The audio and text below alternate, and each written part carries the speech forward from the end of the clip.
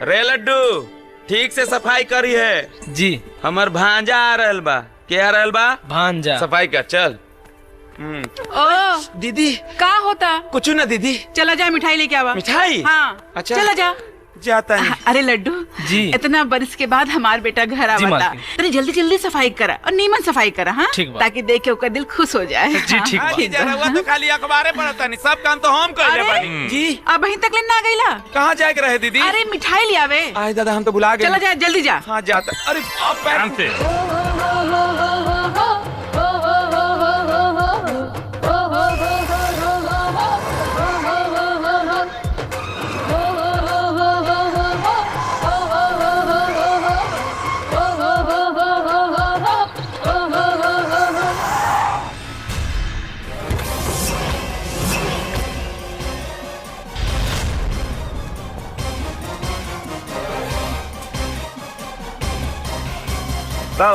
इजा कौन फिल्म के शूटिंग चलता का?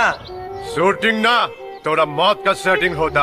रात गुस्सा से मरे की ख्वाहिश बा कि तलवार और गोली के बौछार से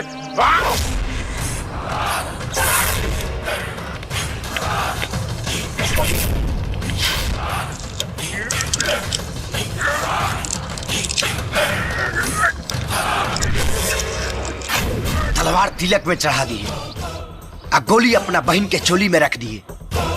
चाहिए ओकर डोली उठी ओह दिन पड़काई।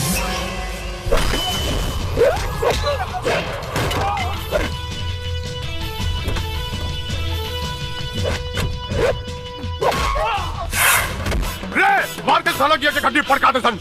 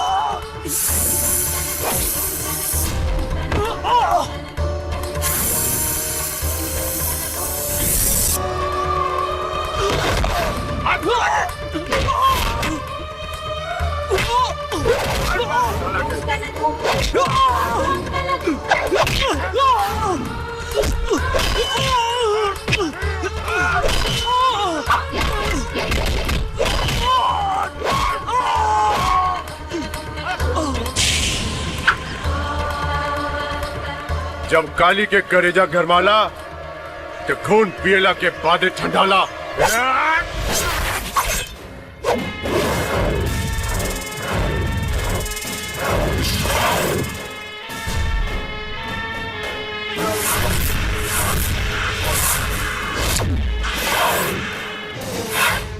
अब इन समय है भाग जो, वरना तो हर करेजा के गर्माहट घबराहट में बदल जाई।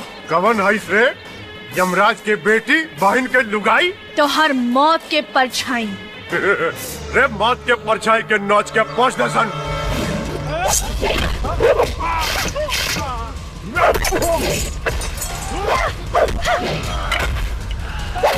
साला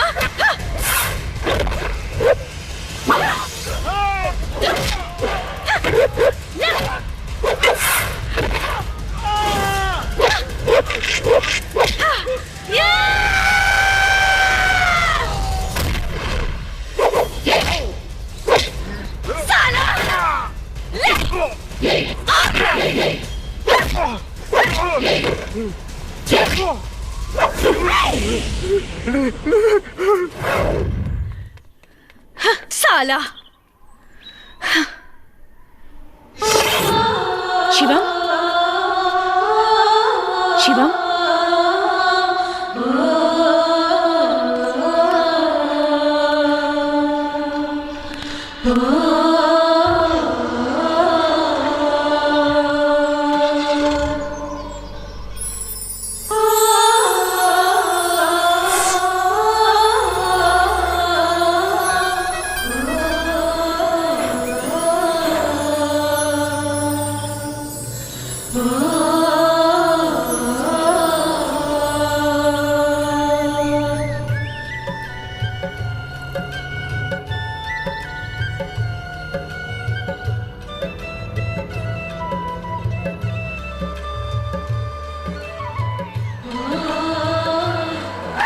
छोटे मालिक आ गए।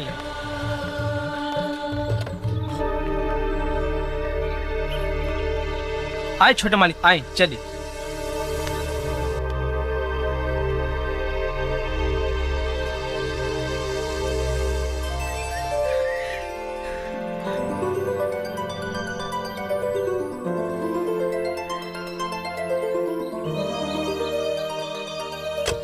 चलिए मालिक चलिए। अरे हमार बेटा आ गए, देख के जिया जुड़ा गए बेटा।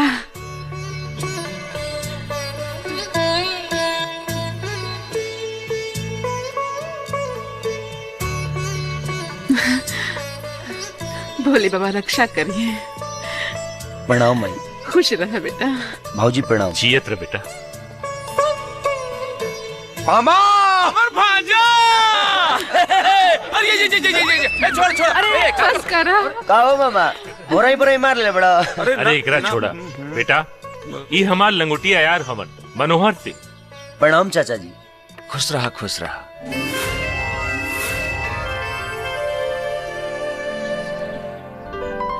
ये हमार भतीजी सोनिया। नमस्कार करें कि हाय हेलो। बहुत कंफ्यूजन बा। ढेर कंफ्यूजिया मत, गोड़ द के घींच द। चल भीतर चला बेटा। आओ चल चलो कुमार, तोहू ना सवेरे सवेरे शुरू हो भांजा आवे के खुशी में ना मार। जान नहीं के कि हमार लड़का आए वाला अब है। तो हमरो तो भांजा बा।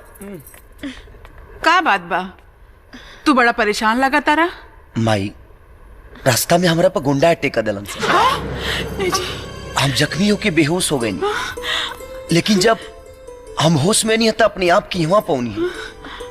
ओकरा बाद खुद के देखनी हता, ना कोनो जख्म के निशान, ना दर्द के एहसास। आखिर चमत्कार की सनमाई। बेटा ये सब शिव जी की महिमा बा, वो तोहरा पे कब्बो आँच ना आवे दी है। हम सब समझ गए, वो जरूर बारूद सिंह के पोसल कुकुर हुई सन। अरे वो कमीना बचपने से तोहरा पीछे पड़ल बा। लेकिन चाचा जी, बारूद सिंह तो अपने के साला हवन, फिर कैसन दुश्मनी? बेटी, शिवम के माई से पहले हमार बिया बारूद सिंह के बहन मीना से भइल रहे, लेकिन वो हमेशा बीमार रहस। और जब डॉक्टर ओकरा के एक दिन बतैलस कि वो कब्बो माई न बन पाई, तहे से ओकरा के बहुत सदमा पहुंचल और वो जहर खा के आत्महत्या कर लेलस। और बारूद सिंह समझलन कि बच्चा न होके की वजह से हम ओकरा के मुआ देनी। बस तबही से बारूद सिंह हमरे परिवार के दुश्मन बन गई और हम बचपने में शिवम के अपना से दूर कर देंगे। बाबूजी, हमार चिंता छोड़ दी। अब हम सियान हो गए बनी। हम ईंट के जवाब पत्थर से दे सकीला। ऐसे भी रहो सबके प्यार दुलार ला हम बहुत तरसल बनी। अब हम कहीं ना जाए, यही जी रह के अपना कॉलेज के पढ़ाई करब, अपना माई बाबूजी की सेवा करब। लेकिन बेटा प्रताप, आदमी का सबसे बड़ा ताकत ओकर हिम्मत और हौसला होला, और बा शिवम बेटा में। शिवम बेटा, हम आज तो एडमिशन सोनिया कॉलेज में करवा देता नहीं, और दोनों साथ ही जइहन लोग पढ़े। थैंक यू चाचा जी। अरे शिवम, ये खूबसूरत रुद्राक्ष के माला खरीद ले बारा कि कहो गिफ्ट दे ले बा? अरे अब ई मत कही हा कि इहो चमत्कार से तोहरा गले में प्रकट हो गइल बा।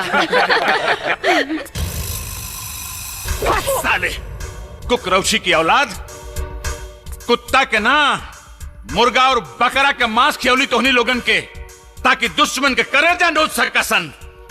खुद ही नोचा के आ गई ले। ओहो एगो लड़की से। वो लड़की ना लड़ाकू विमान से भी डेंजर बिया। साली आंधी ऐसा आइल और तूफान जैसन हमनी के तबाह कर गई। साला बारूद सिंह की इज्जत के धुआं उड़ा देले सन। अरे आज तक के मर्द में इतना हिम्मत ना जागल कि वो हमनी पे अंगूरी उठा सके, तब फिर वो लौंडिया के का औकात बा।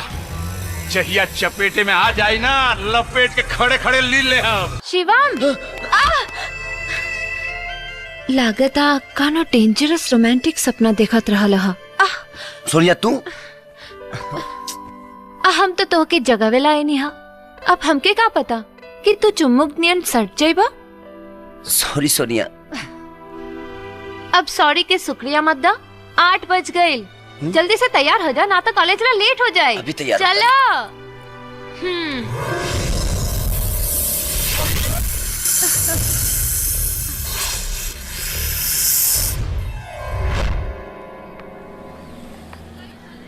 अरे लहंगा उठा के न चला, हाय कमर हिला के न चला। Hi hello Hema Malini. चल हट प्रेम चोपड़ा। ओए होए का तेवर बा। अरे कहियो तो पटी। हाय श्रीदेवी। चला शक्ति कपूर। आओ hi hello hi how are you Kareena Kapoor. चल हट कमीने, हवा आगे दे। आओ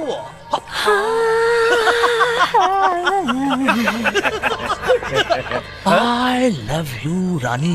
हाय हाय हाय। जिंदगी भर तू इडियट और डफरी रहबा। हमार नाम सरस्वती है और हमरा के सरस्वती ही कहिया, रानी नाम। अंडरस्टैंड?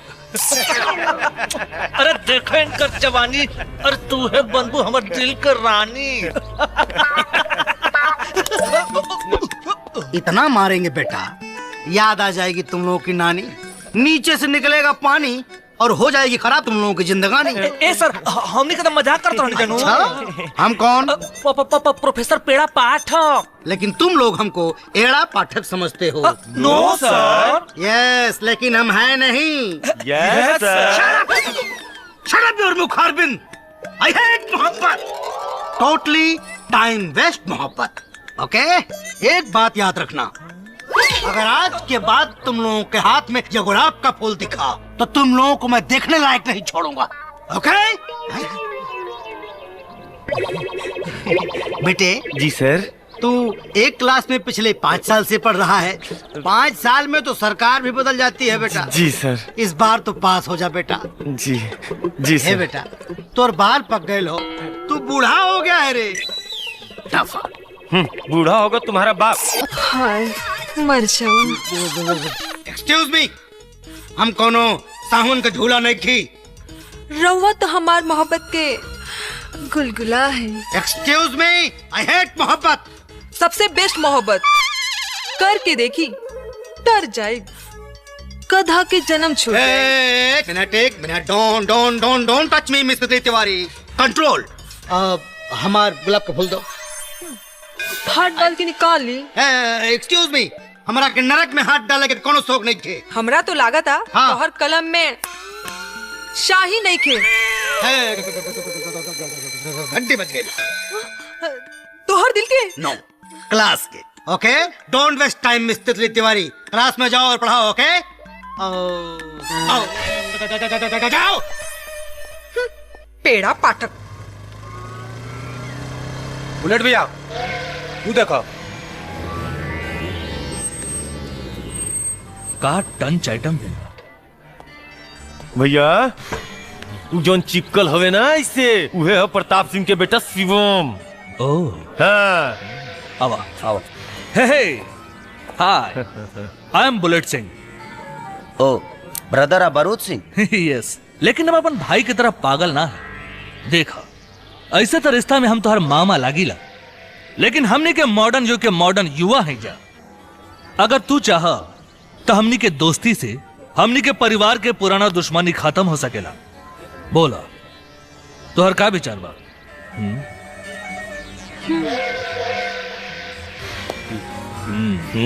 चला, पूरा चिरकुटे बुझाता।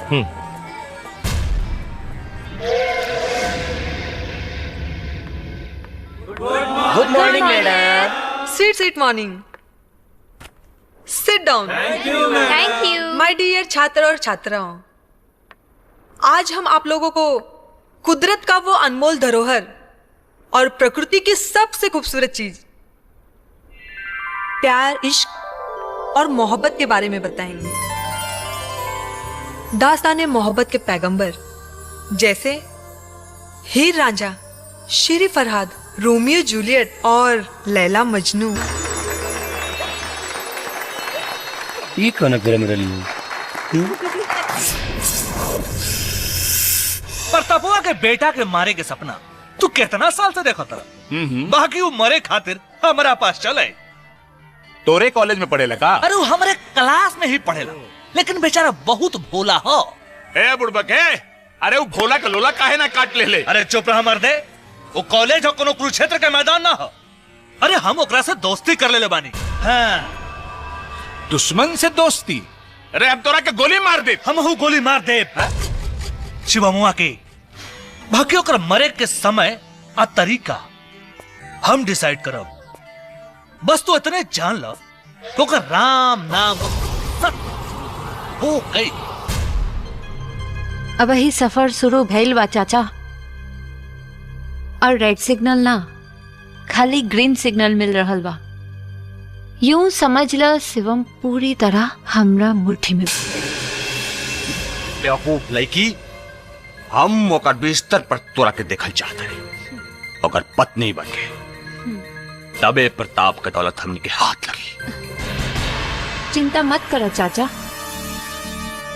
हमरा हुस्न के तर्कस में ऐसन ऐसन तीर मौजूद बा कि जेकरा के चला देव तो हमरा हाथ के लकीर में शिवम के तकदीर लिखा जाए और तो हर सपना पूरा हो जाए।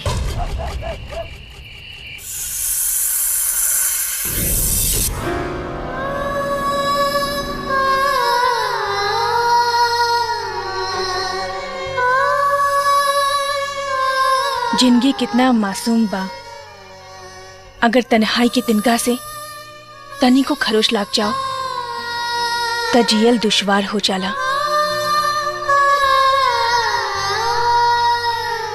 बेटी, शिवानी बेटी, अरे गटई बड़ा सूख रहल बा, तनी एक गिलास पानी पियावा ना।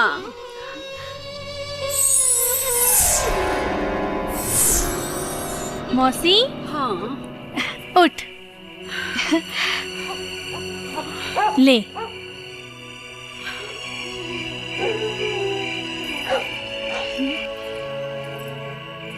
अरे हाय रे हमर करम, 3 गो बेटा पैदा कनी, बाकी एगो बांझ के जिंदगी जियतानी। एको लइका हमरा बुढ़ापा के लाठी बने खातिर जिंदा नइखे। मौसी, यही से तो भगवान हमके तोहार सेवा करे खातिर भेज देले। हाँ हो बेटी, तोहरे के देख के तो जियतानी। अगर तू हमरा ना मिलल रहतू ना तब पता ना कब के मर खप गई रहती। मौसी, अब तो भगवान से इहे विनती बा कि कोनो नीमन घर बर मिल जाओ तहरा के। आ तोहर कन्यादान हम कर लेती ना तो हमरा बड़ा चैन आईत। ठीक बा कर ली है कन्यादान। बाकी तू अभी आराम कर, हम तोरा खातिर आज खिचड़ी बना बतानी। ठीक बा? अरे हमर बच्ची। अरे फुलझड़ी रुक, यहाँ आओ। चल जल्दी आप चल, एमे से कोई चिट्ठी निकल। इतना लेट लगाओ तेरे को चिट्ठी निकालने में। हाँ भैया, 73 नंबर। यानी कि 7:30 बजे, सांझ के 7:30 बजे पंडित जी के बगीचा में चले हैं। हमने क्या जाए अगर ना आई तो काल से तक कॉलेज ना आ पाई।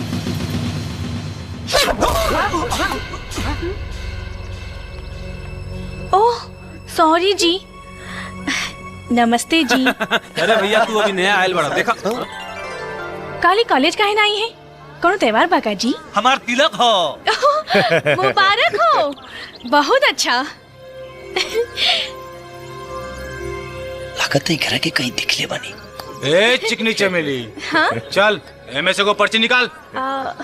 कौन लकीर रहा बाका जी? हाँ ना, हमार सुहाग रात के मुहूर्त हो। ओह चल निकाल जल्दी।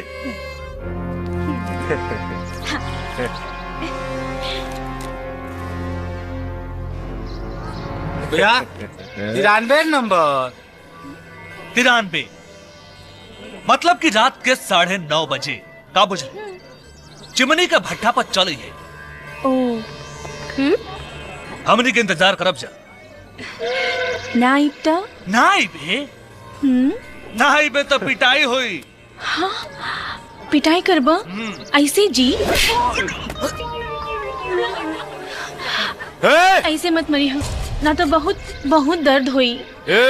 हाँ? दिमाग खराब बा? केकरा ऊपर हाथ उठेली तो के पता बा? बुलेट भैया, हमन बुलेट भैया। हाथ न तका लात चलावे की रहल।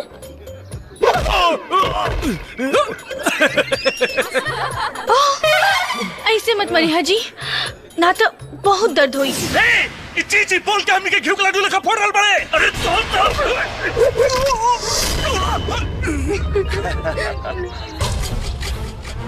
नाम बुलेट और काम बोका के आज के बाद आदत छोड़ दी है, ना तो ऐसन हड्डी तोड़े कि मौत की गलती पे बैठ जाइबे।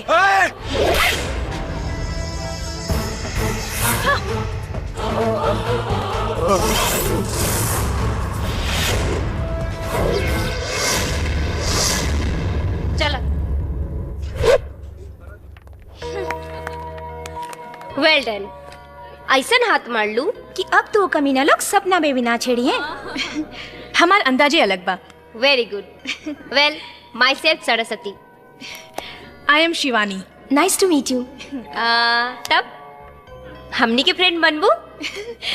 काहे ना? ये सुनी,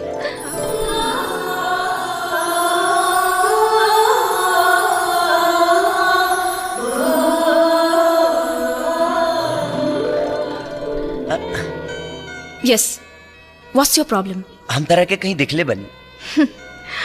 लड़की पटावे के बहुत पुराना फॉर्मूला है मिस्टर। हमार विश्वास करा, हम तरह के दिखले बनी। अब कहाँ दिखले बनी हमारा कुछ ध्यान नहीं किया। सो आई डोंट केयर।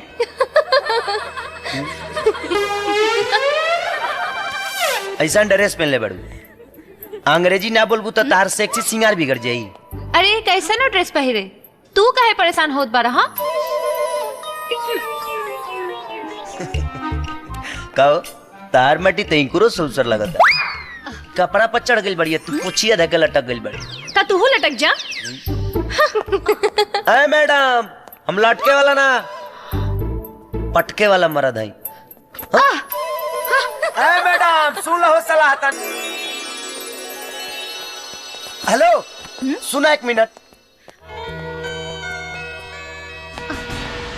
हमरा याद आ गई, हम तोहरा के सपना में देख ले बनी। What? ये हमरो विश्वास नहीं होत कि जौना लड़की से हमको वो हकीकत में नहीं मिलल, वो हमरा सपना में कैसे आ गई। तू माना चाहे मत माना, पिछला जन्म के कौनो ना कौनो तार हमारा रिश्ता जरूर बा। धन्यवाद प्रभु, कम से कम यहाँ के हमारे एहसास तो बा। का सोचता रू? हाँ देखी, अच्छा इंसान खातिर हम भगवान बानी और बुरा इंसान खातिर शैतान। तो हमारा बारे में का ख्याल बा?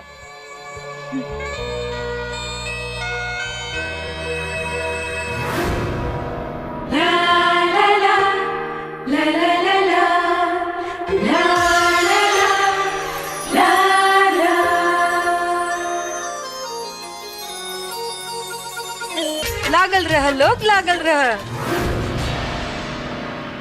काश ऐसन दोस्ती हमार पेड़ा पाठक से हो जाइत तो लाइफ में मजा आ जाइत। ई पेड़ा पाठक के हैं मैडम जी? इनकर यार दिलदार प्रोफेसर पेड़ा पाठक। लव करेनी? लव ना, लव करेनी। शिवानी है जहाँ मोहब्बत की रवानी है वहाँ, मजबूत कर ली ही। कौन चीज? चे चीज न तो ढेर लोड पड़ी तो पेचिस हो जाई। You naughty. सोनिया, अव्वल दर्जा के खिलाड़ी लागत ये साले हमारे इज्जत पे वार कैलस और तुहार चाहत पे। बट डोंट वरी, हम तोरा साथे बन एकरा के तो ऐसन सबक सिखाई कि ई आपन कॉलेज के रास्ता ना भुला गई तो हमरो नाम बुलेट सिंह ना।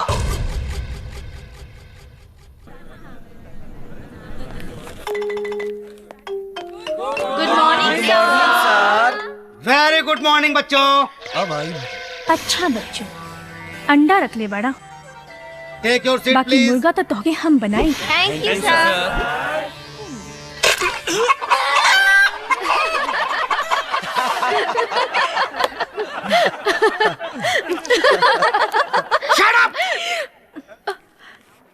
कौन सी फटा? फटा नहीं सर, फूटा। अंडा। अंडा।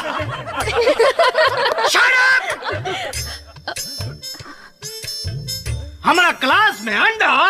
सर, विज्ञान बहुत आगे बढ़ गई बा, कंप्यूटर के जमाना बा। मुर्गी के बदले मर्द मुर्गा अंडा दे सकेला। एमे हमार गलती नहीं है। ये हमरा नीचे अंडा रख ले भैया। हाँ सर। ना। Shut up. हमारा नाम पेड़ा पाठक है, एड़ा पाठक नहीं। तुम्हारे सारे बदतमीजियों का अल्ट्रासाउंड एक्सरे हमारे पास है। उठो और जाकर इसे धो लो। गंदगी मत फैलाओ क्लास में। उठो, बदतमीज कहीं के। Shut up.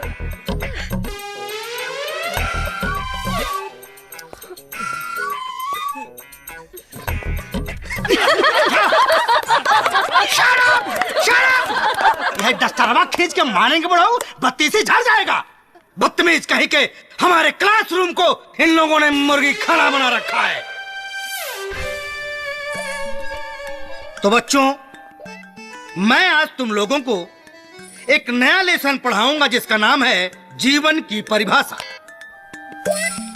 Definition of life. ओके ओके सर। अब आई मजा।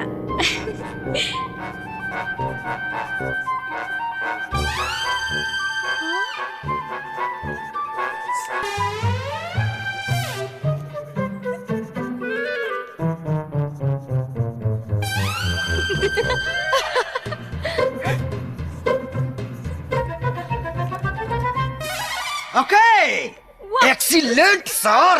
यस। का सेक्सी शायर लिखले बानी। तो है मुजफ्फरपुर के लीची कही कि लखनऊ के दशहरी आम। तू हऊ अंगूर के बेटी, पियादा ओठ से जाम। आई लव यू तितली तिवारी।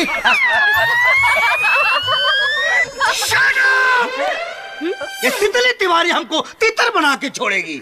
इस मिस टीटी को अगर उसकी सीटी बजाकर हमने कॉलेज से बाहर नहीं निकाला तो मेरा नाम पेड़ा पाठक नहीं।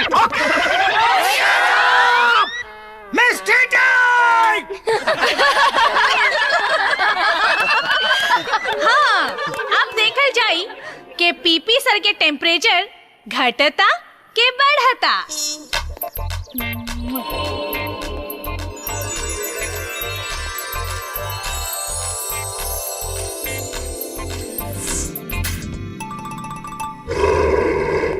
ठीक बा madam. Miss TT, miss TT. Yes mister पीपी।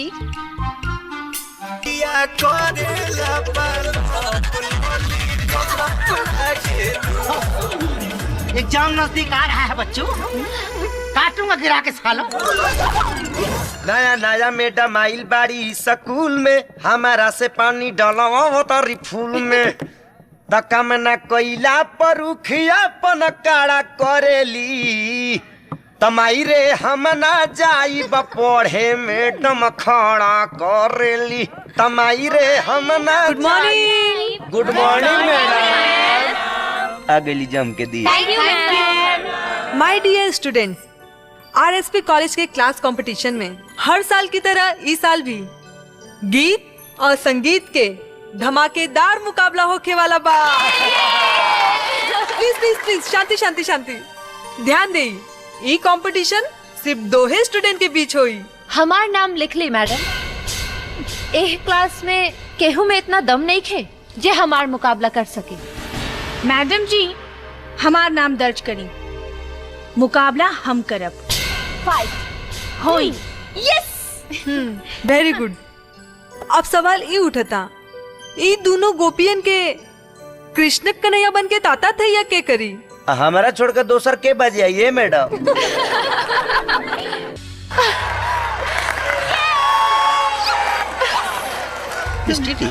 ये माँ उठा लो सबसे।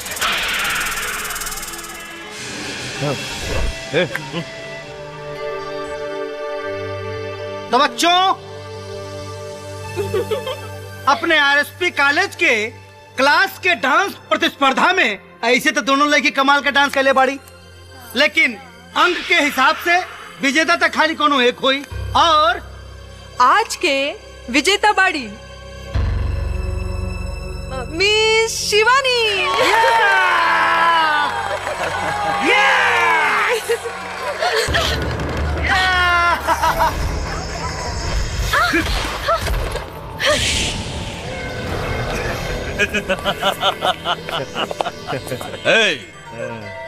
बंद करा सन दरवाजा। आज करोड़जा पुर्जा ढीला करत रे दरवाजा खुला रख, वरना तोहनी लोगन के भागे के मौका भी ना मिली। अच्छा अरे मौका के छोड़, आज तो ऐसा चौका लगाई कि शेरनी के बोली छोड़ के सियारी नियन फेंकरे लगबे। अरे एकर कपड़ा उतारस, एकर नथ उतारब हम।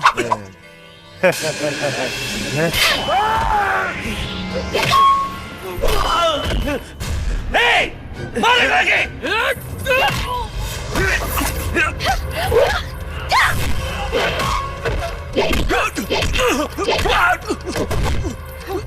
साला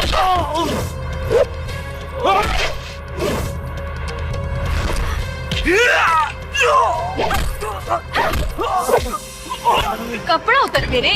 हाँ?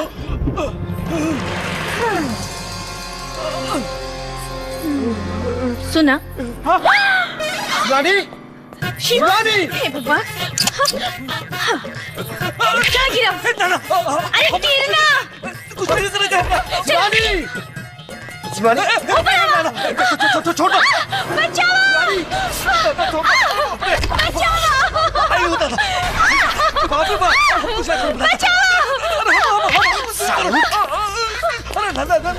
साले बलात्कारी मामा, आज तोरा के पैजामा नियन धोब आ पतलून नियन सुखाई। ते दोस्ती टका दुश्मनी के भी काबिल नहीं खी।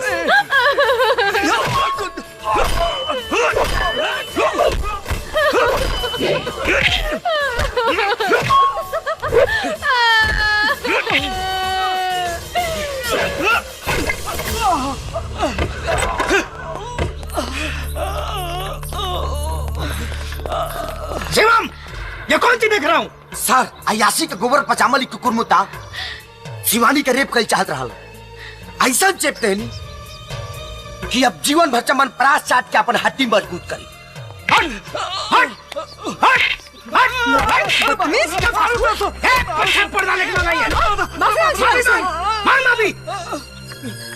सॉरी।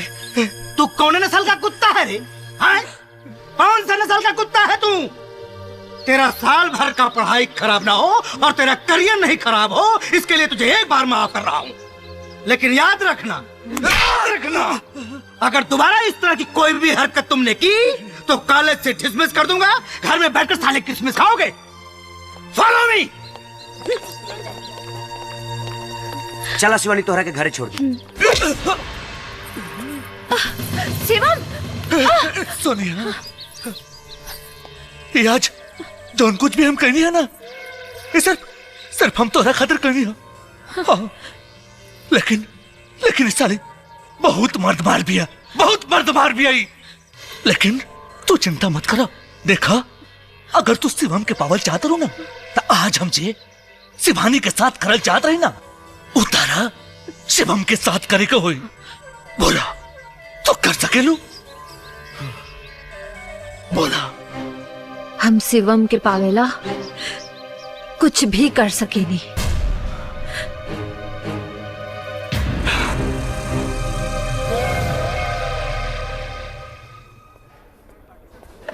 यहाँ के बाद दूसरा क्लास। और कुछ मैडम जी? ना, कुछ ना। तू भी ना। हाँ? हाय शिवानी। हाय।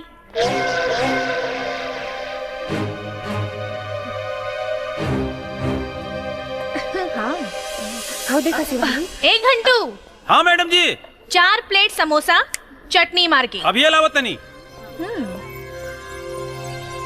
हाँ देखा अपन सती नहीं आगे, अभी से डेरा जमावले बिया।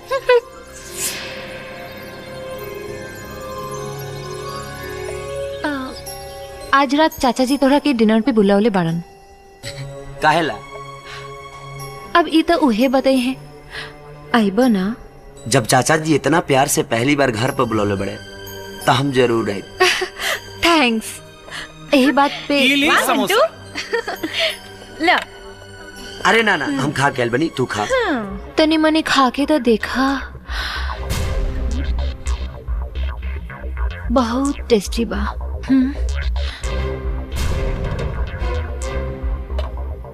अरे तारा के तो जराबे की कोशिश करती है। जे दूसरा के जरावेला वो एक दिन खुदे जर जाला।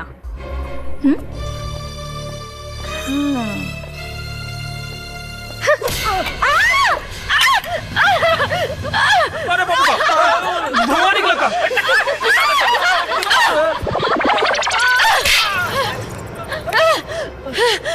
ये रास्कल! मैडम जी एक थप्पड़ और मार ली, लेकिन पहले ये बताएं कि हमारा हाथ के झटका के मतलब सब। बकवास बंद कर, ना तो लात मार दे। पूरा ड्रेस के सत्यानाश कर देलस। शिवम, हाँ? हम ड्रेस चेंज करे जाते हैं। जाके ना दो। बाप रे बाप, भागा हो, बम फूटे से बच गई। तो नकल करे के भी अक्ल चाहिए।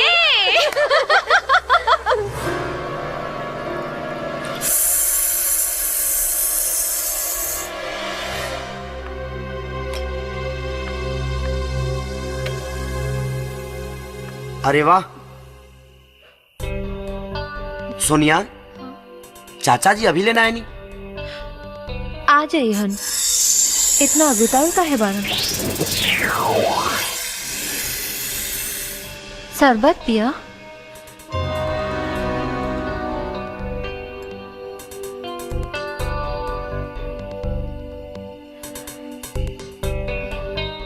वाह, बहुत टेस्टी बा।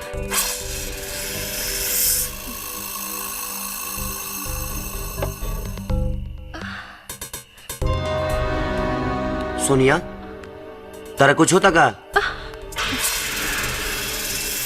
जो तोहरा के होके के चाहे वो हमरा के होता। चला हम तोहरा के अपन घर दिखावा तानी। आवा। लेकिन चाचा जी। शर्मा मत, आवा आवा। यह हमार बेडरूम, पास में गुदगर गद्दा और साथ में जवानी। रवा अकेले कहाँ बानी? सोनिया ही का बोला तारी?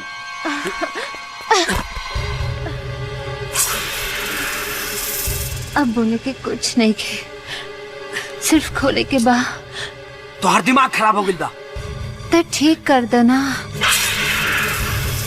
सोनिया तू गलत करता रही। जौन शादी के बाद होके वाला बा, अगर वो पहले हो जाए तो हमें गलत का बा। फालतू बात मत करा। तोहरा के सिर्फ हम अपन दोस्त मानी ले और कुछ ना। एकर मतलब तू हमरा से प्यार ना करेला? बिल्कुल ना।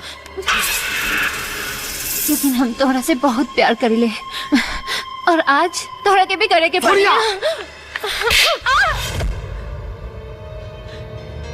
शिवानी, ई जब कैंटीन में घर चले के कहलस, हमके तभी एकरा नियत पे शक हो गिल रहे। चली।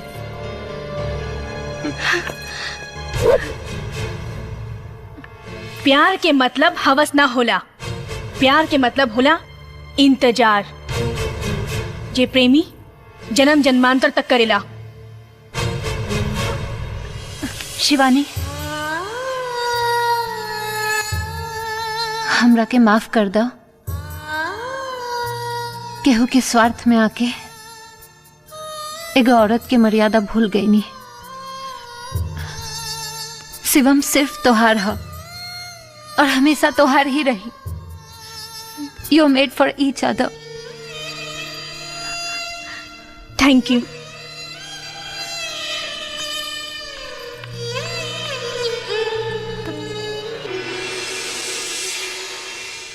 तू के हो? शिवानी। झूठ बोला तारू। तो हर काम इंसान जैसा ना, देवी जैसन बा। तू जरूर कोनो देवी हो।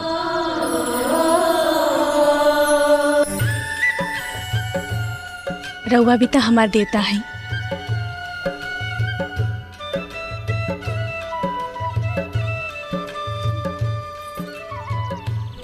एकर मतलब तू संस्कृत में प्रेम, उर्दू में इश्क, हिंदी में प्यार, अंग्रेजी में लव, अब भोजपुरी में जिया पिरौवा साथे, मरब पिरौवा साथे। अरे जिया हो हमर करेजा। हम चाय नहीं खे पियत। जानीला। हाँ प्रताप, हम बहुत दिन से एगो बात कहे चाहत नहीं। अरे भाई साहब, काहे सकुचाता नहीं, जे बोले के बाप बोल दी। भाभी जी, बिन माई बाप का बेटी ही सोनिया, ओकरा के अपन औलाद से भी ज्यादा प्यार दुलार से पल्ले बानी, और हमार जौन कुछ बा सब ओकरे बा। सोनिया अब सियान हो गई बाड़ी, शिवम और सोनिया एक दूसरे के करीब आ गए बा लोग, यही से हम चाहता नहीं कि दोनों लोग का शादी कर देवल जाओ। देखा भाई, हमनी के एकरा में कोनो इतराज नहीं खे, लेकिन मंजूरी शिवम के राय जनला के बाद दे सकब। अरे वो तो सुनते हाँ कर दिहन। शिवम और सोनिया एक दूसरे के बहुत प्यार करेलन। अरे चाचा जी, आवा बेटा। सोनिया की तरह रहुओ भी बहुत बड़ गलतफहमी में बानी। हम सोनिया से ना शिवानी नाम के लड़की से प्यार करी, हम शादी भी शिवानी से करब। हमरे बेटी की खुशी में हमनी का खुशी बा। देखा भाई, अब तो फैसला हो गई। अरे लेकिन चिंता का कोनो बात नहीं खे, रिश्तेदारी ना भइल तो का भइल, हमनी का दोस्ती हमेशा कायम रही। अरे हमरा के टेंडर ऑफिस जाए के बाद चला, रास्ता में तोरा के भी छोड़ दे। हाँ, आवा कुमार चला। हाँ चला। आवा तनी बेटा। शिवानी है का मामा सवेरे सवेरे मार ले बड़ा का। अरे छोड़ा, तू सुबह सुबह पीछे पड़ जाला। अच्छा बेटा, ये बतावा कि ई शिवानी के बाड़ी माई। हमार बेटा। चलो कुमार, आवा जी।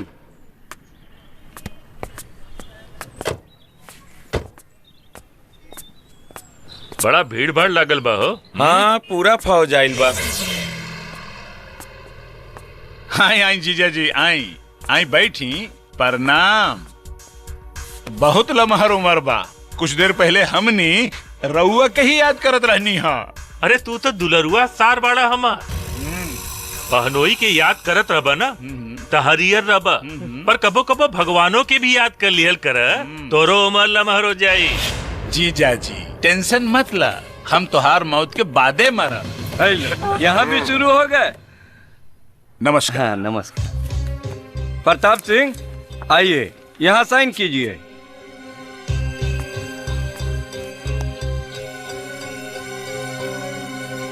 कांग्रेचुलेशन प्रताप सिंह, आपका टेंडर पास हो गया।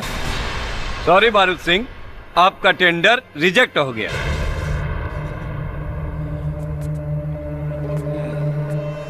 जैसन नियत वैसन बरकत। चलो कुमार। बधाई हो जीजा जी। हम तोरा के देख ले तोरा के। चला काली। हाँ देख लेना। टेंडर पास करावे खातिर इस फौज लोग के कौनो जरूरत नहीं खे, हम अकेले काफी बानी। बैठा बैठा। आई आज तो पूरा बोतल पी जाए। काम नहीं के। साले के मुंह सुथनी नियन बन गई।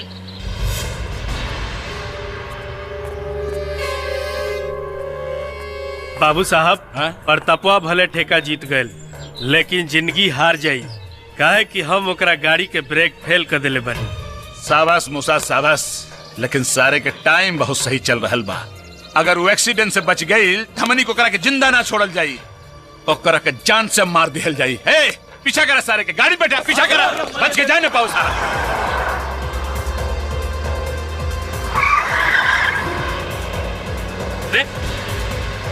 क्या करता रे? ब्रेक फेल हो गई। ब्रेक फेल हो गई? ब्रेक फेल हो गई। बागन के साइड में हटाओ। अब क्या हुई? चलो। अरे हटा, ब्रेक फेल हो गई बाबा। हट जाओ।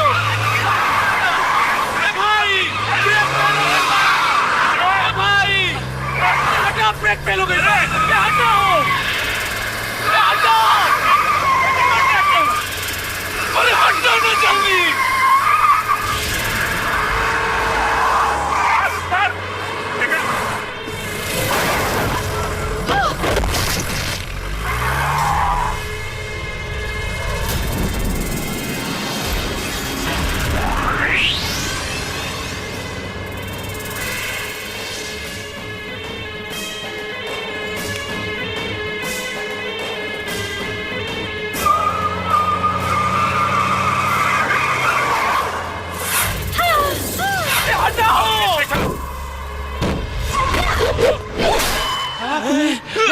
निकली। ए बारूद, वापस लौट जो। ई हमार होखे वाला ससुर है। इनकर जान बचावे खातिर तो हर बलि चढ़ावे से भी पीछे ना हटब। जो भाई जी, यही लौंडिया बिया जॉनी के बिटवा के बचावले रहे। हाँ, हमनी के मकई के बाल नियन टिटावले रहे। अरे तो मुंह का देखत बड़ा, देखत का बड़ा सन, मार मार के मुआदा ससुरी के। आय करा लाश पर ही हम एकरा के जिंदा जलाई। मारा ससुरी के, मारा।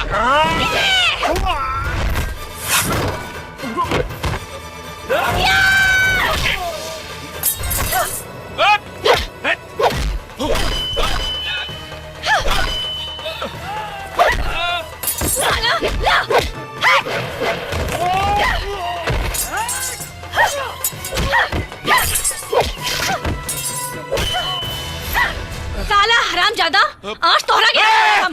अरे भाग रे, भाग भाग भाग साला। भाग गई ससुर। ईमान मारे। अरे जान बचाए के बाद में देख ले साले के। हम बहुत भाग्यशाली बनी बिटिया, जवन माँ दुर्गा के रूप में तुम्हार दर्शन हो गए। हाथ जोड़ के हमके पाप के भागी मत बनाई बाबूजी। राउर आशीर्वाद ही हमार शक्ति बा। हमके आशीर्वाद दी कि राउर बहू बन के मरते दम तक राउर सेवा करी।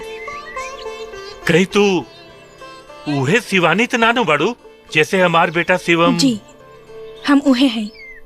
अपना बेटा के पसंद पर हमरा नाज बा। तू ही हमरा घर के बहू बनबू। शर्मा गईली। अरे ये का सुना तनी, तू जाता रू? हाँ, कहाँ? दिल्ली, अपन मामा के पास। इरादा बदल द। शिवमा से शादी तो हर हो के रही। ना चाचा, हम पढ़ल लिखल बानी, हमार सोच बहुत अलग बा और हमार सपना के राजकुमार भी केहू और बा। शिवम में हमार ना कोनो इंटरेस्ट रहे, ना बा और ना कबो होई। तोहार खुशीला हम जौन ना करे के रहे उहो कईनी, लेकिन अब ना। सोनिया, भले तू हार मान गइलो, लेकिन हम हार ना मान। तोहरा जौन करे के बा कर, हम जाता नहीं।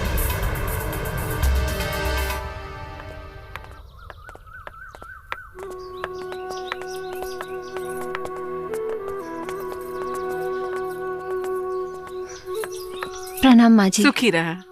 बाबूजी खुश प्रणाम। रहा। प्रणाम मामा जी। हाँ हाँ, खुश रहिए। ठीक बा शिवम, हम जाता नहीं। अपन ख्याल रखी हो और शिवानी के खुश रखी हो।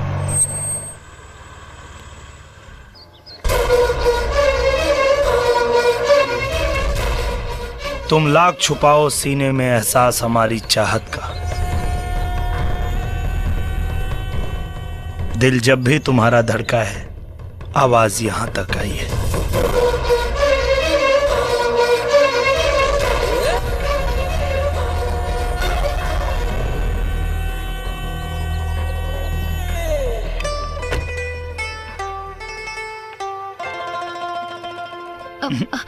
कुछ कहे की जरूरत नहीं। किसी शायर ने खूब कहा है, कोई दीवाना कहता है, कोई पागल समझता है, मगर धरती की बेचैनी तो बस बादल समझता है।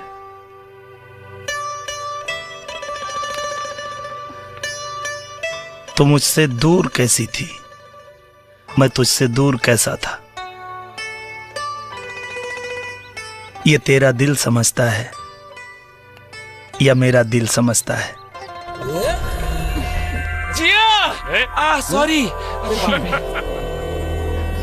चल।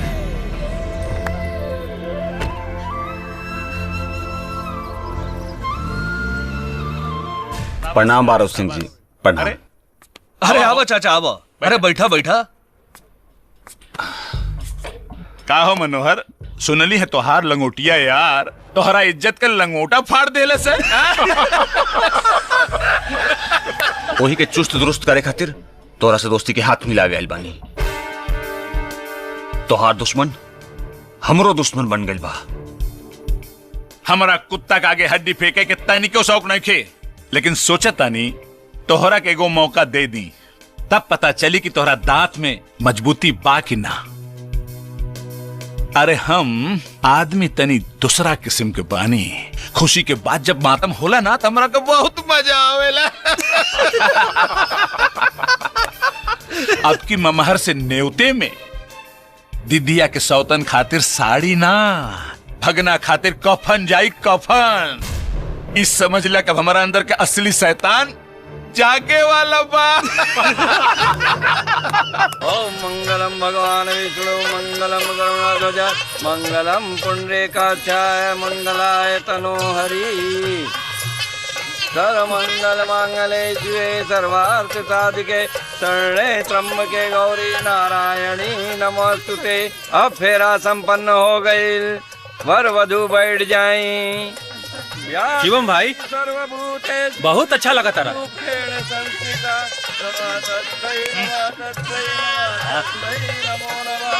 या देवी सर्वभूतेषु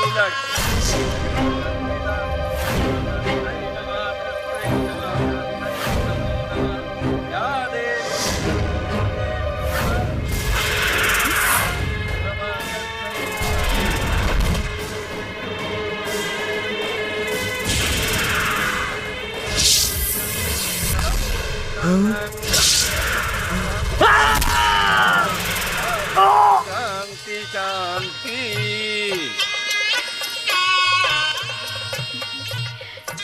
कन्या के मांग में सिंदूर भरा। हेल उठल बा आसमान, फट गइल बा जमीन।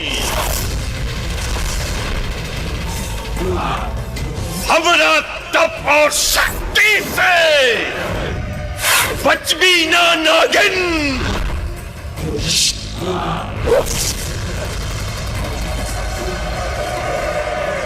आओ काली का मूसा भगिना के क्रियाक्रम और भोज के तैयारी करके आ गई ले। भोज के छोरी सिवानिया या हमरा आग के घर भोज कर देले बिया, केहू में जान बचा के आइल बनी। हरामखोर, आपन जान बचावे खातिर दुश्मन के जीवन दान दे देले। रौरा नमक के कसम, शिवमुआ के वही जा छाती छेद देती, लेकिन सिवनिया गोली के मुट्ठी में ऐसे पकड़ लेलस जैसा मच्छर पकड़ जाला, और वही गोली से हमरा पर ऐसा वार कैलक कि वही से हमारा आँख फूट गई। खूब कहानी बनौला सी। ई कहानी ना, ई सच्चाई है। सिवनिया कोनो साधारण औरत नहीं खे, ओकरा के मारल हमरा बस के बात नहीं के बाबू। चुप ससुर डरपोक चुप। भाई जी वो शुरू से शिवम्बा की रक्षा करा दिया, अगर ओकरा के मारे के बाद तो पहले सिवनिया के मारे का पड़ी। अरे काली मरी जरूर मरी, पहले ओकरा जड़ के पता करा, जड़ के।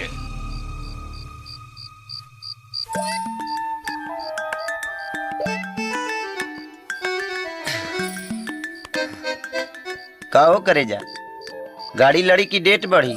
डेट बढ़ी।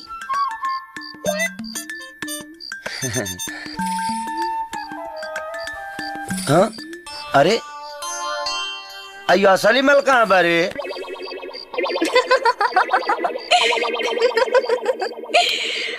अरे लइकन के भौजाई हाउ त करेलु भातारी से ठिठोली, तमन करत पहिले टोली ओकरा बाद में चोली खोली। तनी कंट्रोल करी, पहले दूध पी के जदरा तो बना ली। हाँ। अरे हाँ हमरा पिए के तो अपने पी गईलू। रवा पी के का करब? हाँ? अरे काहे हमार वाला काम तू करबू का? लार मत चुआई, ठेके हरे रह के पड़ी, भेटाई नहीं। मजाक करत रहू ना। हम मन्नत मंगले रहने की छठ के व्रत के बाद सुहाग रात मनाए। देखा ऐसा जुलुम हमरा पर मत करा, ऐसे भी प्रेम पूजा के बाद सब पूजा तो होइए जाला।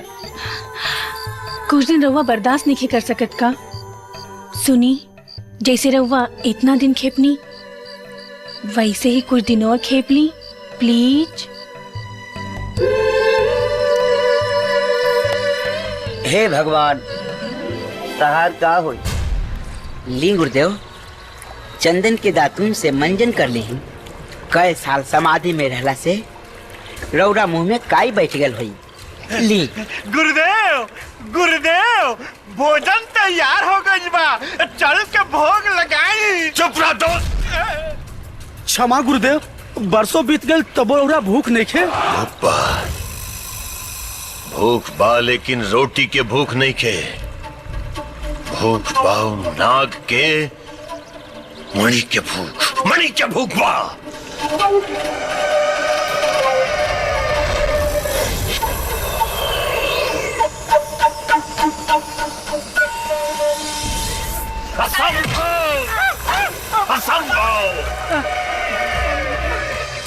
गुरुदेव का हम देख रहे बानी। नागिन के मांग में सिंदूर, नागिन के मांग में सिंदूर कैसे बा? बाकी ये कैसे हो सकेला गुरुदेव? उ नाग के हत्या रउआ अपना शुभ हाथों से कैली रानी। हाँ आई जाओ गुरुदेव। यही से तो हमरो मन भ्रमित होता। या तो नाग जीवित बा या फिर वो नागिन कोनो बुद्धिहीन मनुष्य से छल कर दिया। महाराज एने लावा अपन तंत्र मंत्र के बल से ओकर छल के छलनी कर दी महाराज। अभी ये कूच करे के पड़ी। छोड़ा सा, छोड़ हम रह गए। अरे कौन है वो जरा तू निकले, छोड़ा सा, छोड़ कर के ना। का रे बुढ़िया, तो सिवनिया तोर पाप के नतीजा हिया कि तोर मरद के नादानी के निशानी। तोरा मौत के कहानी है। बुढ़ारी में जबान चलावता रे। अरे कुत्ता, महतारी बराबर औरत पर हाथ चलावता रे। सुअर के पेट से जन्मल हुआ का? ढेर जबान चलाओ ले ता जान से मार दे। सही तरीका से बता कि सिवनिया कौना नाली के गिड़ा हियो। जिंदगी से अकुता के हम आत्महत्या करे जात रहनी। वही बेरा शिवानी आके हमरा के बचा ले ली और एक बेटा नियन हमार सेवा कैली। बस एकरा सिवा हम ओकरा बारे में कुछ नहीं की जानत। बांध दसन में बुढ़िया के और डाल दसन पेट्रोल। अभी एक सच और झूठ के फैसला हो जाए।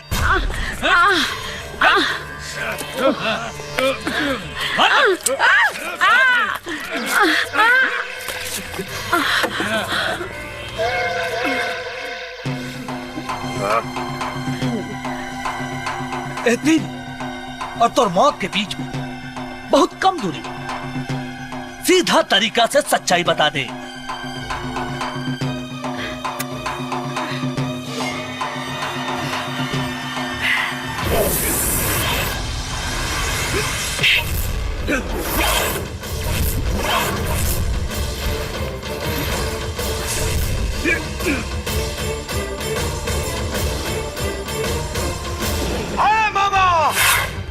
सुधर जो, ना तो ऐसा मौत मारब कि लोग कंस और कृष्ण के किस्सा भूल जाए। खत्म कर दो साले के।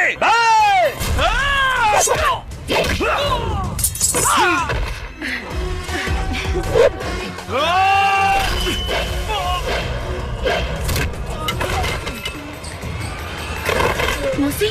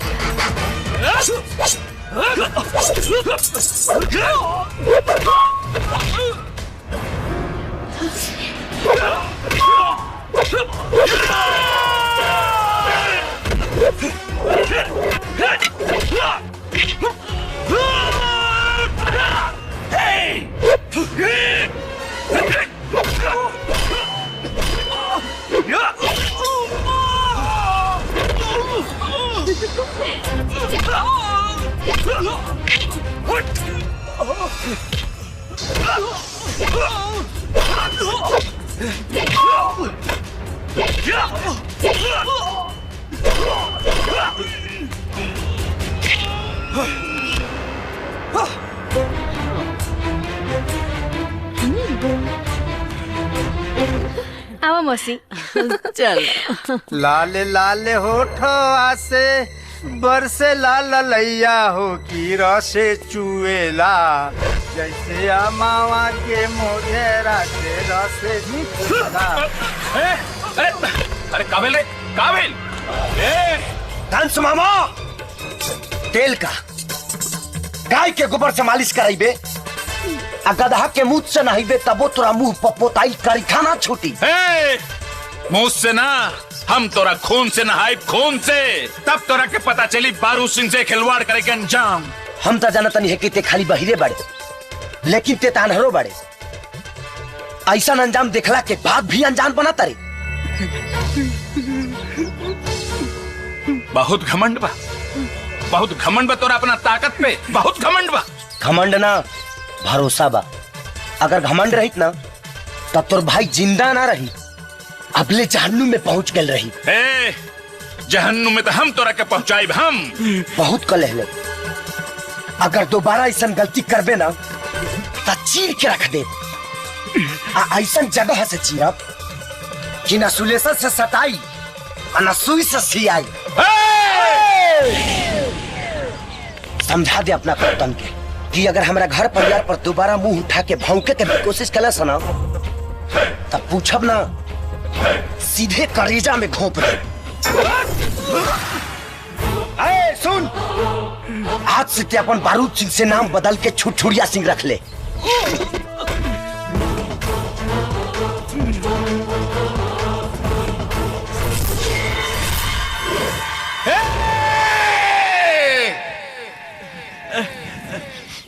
धमालू। हाँ बोल कमालू। गुरुदेव कौन सी कुकुर नियर सुंगता नहीं। कहा है कि गुरुदेव के नकिया में कीरी काटतिया। चुप बुड़बक कीरी तो नीचे काटना। किरिया निचवा से सड़क के नकिया मांगल हुई। चुप मूर्ख। गुरुजी के नागिन के दुर्गंध आ रहा बा। अब उ नागिन हमनी से ढेर दूर नहीं खे। जब नगिनिया निरवे आ गइल बा तो चिंता कौना बात के। अब चलत चलत हमार पाँव फूल के पुआ हो गइल बा। अब गुरुदेव तनी विश्राम कर लेवल जात। विश्राम के नाम बाकी है ना। विश्राम के नाम लेवे तो तोनी के यहाँ पे सदा खातिर विश्राम करा दे। गुरुदेव क्षमा करी पूछ कल जाए ना कुछ ना यही कही अपन डेरा डाले की पड़ी। अरे तू ऐजा का करते बड़ा हो। दुल्हन तार इंतजार नु करत होई जा। इंतजार का वो हमार कुछ नहीं के करत। देखा भांजा थपड़ी एक हाथ से ना बाजेला दोनों हाथ से बाजेला ऐसे। ये तो मामा हम तरह के समझावल चाहता नहीं। मतलब ई बतावा कि तेरा दारू पिए के खूब ताव बेधले होखे आ तेरा सामने दारू के बोतल धइल होखे तो तू बतावा बर्दाश्त कर पाइबा। राती भर ना सटले उठाइबा गटले गटक जाई। लेकिन हमरा बर्दाश्त करे के पड़त मामा। यही से हम बड़ा गम में बानी। अच्छा ही बतावा हम सुनले बानी कि दारू पियला से गम चल जाला। हाँ ठीक सुन ले बड़े। हमार घर द्वार खेत खलियान सब चल गई तार गम न जाई। खोल बोतल मार मार। रुका रुका रुका रुका तारा खोले के एक्सपीरियंस नहीं खे हमरा के बा तो खोला। अब खुली।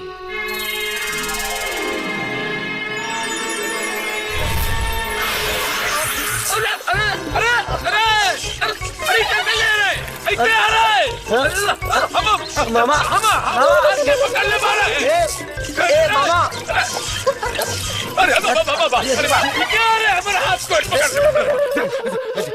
सत्यानाश।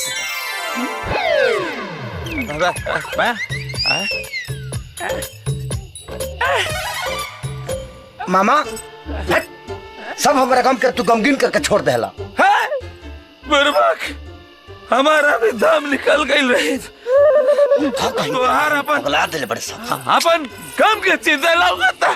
सुना अब तार एक्सपीरियंस एक्सपायर कर गइल बा। कौची कर गइल बा? कहीं तो हम ठीक कर दी। के दुल्हन का जी यहाँ का होता? मामा के बताओ तनी कि दारू पीला से लीवर खराब हो जाला। झूठ। मामा जी हाँ जी छठ पूजा के दिन नीरा गइल बा और वहाँ एजा बैठ के दारू पियतानी। बुलाई अम्मा जी के। अम्मा जी दुल्हन दुल्हन दुल्हन अम्मा जी के ना बुलावा, गलती हो गई। दारू के कसम आज के बाद दारू के तरफ ना देखब ना देखब ना देखब। आपन कसम पे कायम रहब। हाँ बस। और वह चली तो सब सत्यानाश करके धा देला। जो न रे बुर्बक हमार दारू के सत्यानाश कर दिले, सब सत्यानाश कर दिले। हमार दारू खत्म हो गई। अब हम काफी बाबा जी के घंटा।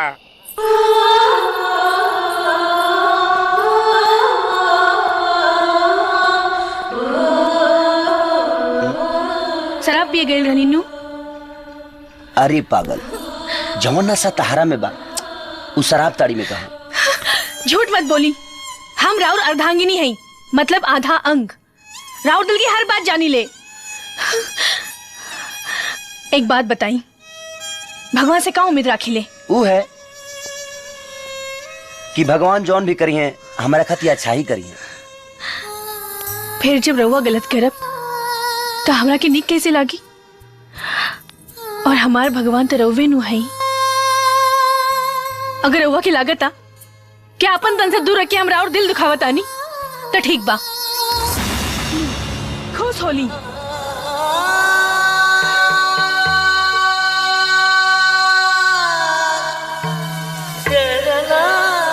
जब तू हमार पत्नी होके हमारा खुशी या लंबा उम्र खातिर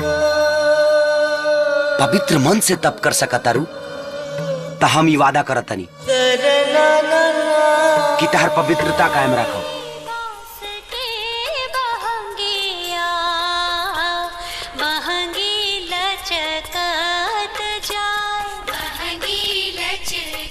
सुने ना हम जाते ही बाजारे।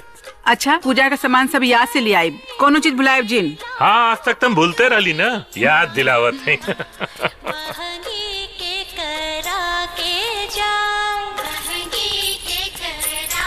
अम्मा जी हाँ हमू छठ भूखब। दुल्हन इरादा तो बड़ा नेक बा, बाकी अन्न जल त्याग के ही छठ पूजा करे के पड़ेला। तू नया नोचर बाड़ू, तोरा से ना रोकाई। काहे अम्मा जी? जब रउआ बूढ़ पुरनिया होके आपन बेटा के लम्हर उम्र खातिर अंजल त्याग कर सकेनी त का हम अपन पति के सलामती खातिर इ त्याग न कर सकेनी? चाहे कुछ हो हम छठ व्रत करब। दुल्हन हमार पूजा पाठ कवच बन के हमार बेटा के रक्षा करेला। बाकी हमेशा दिल में ये डर बनल रहेला कि कहीं हमार बेटा के कुछ हो न जाए। लेकिन आज वो डर खत्म हो गई। जेकर जेकर पत्नी सती सावित्री हो ओकरा के दुश्मन तका यमराज भी छू न सकी है। सुना अपन नैया से सबके बुलाला, अपन सखी सहेलिन के बुलाला। अब की छठ की पूजा बड़ी धूमधाम से मनाल जाए। ठीक बा। बैठा लोग। बुलेट मालिक मालिक हाँ? एगो खबर लियाल बानी। कैसन खबर? अब पक्का खबर लियाल बानी। सास पुतो दोनों छठ पूजा करे वाले बारी सा। तब तक छठ घाटे दोनों जरूर आई सर। सियोमुआ दौरा लेके जाए बारूद सिंह। एक तीर से तीन तीन गो निशाना लागी। साला टेंशन में सब खत्म। ए भैया का सभे घाट पे पड़ाका पड़काई, वही बीच में धमाका कर दिए। बकवास बंद कर, पढ़ल लिखल गधा बाड़े तय। अरे छठ मैया बड़ी जागता हैं। सांच की सब औरतें जाप करी हैं सन। अगर उन्हनी के पुण्य हमनी के पाप पे भारी पड़ गई ना तो सब गुड़ गोबर हो जाई। सुना सुबह कारक खत्म होते ही ओकनी के जीवन लीला खत्म हो जाए के चाहे, लेकिन वार शेर नियर ना, सियार के चालाकी नियन होके के चाही। हाँ ए भाई तू एकदम निफिक्र रहो, ये काम तू हमरा पे छोड़ दो। एगो बटन दबाई और सारा खेल खत्म हो जाए। छठ भैया हमने के मनोकामना जरूर पूरा करी है। जय हो छठ भैया, जय हो छठ भैया।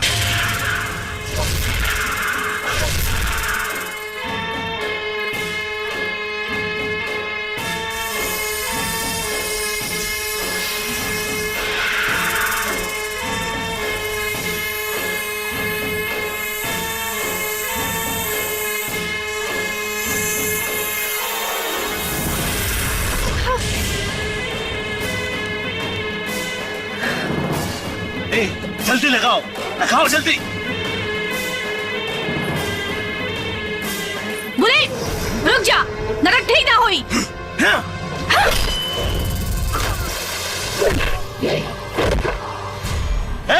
ये सब का होता? आज थोड़ा साथे साथे इस सब हम के जान जाए। खाली हमरा पर वार करते तब बर्दाश्त कर लेती, लेकिन छठ मैया के पावन स्थल पर भूखल प्यासल छठ भक्तिन लोगन के जान से मारे के मंसूबा बना के बहुत बड़ा पाप कैले बाड़े। आज तोरा के तौर जान गवावे के पड़े। हमार जिंदगी और मौत के फैसला करे वाली ते के हईस, के हईस?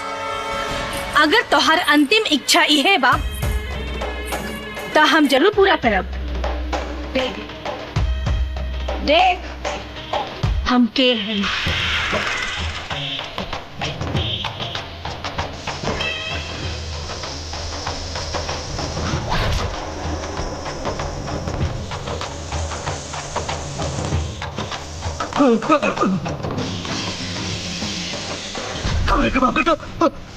गलती हो गई।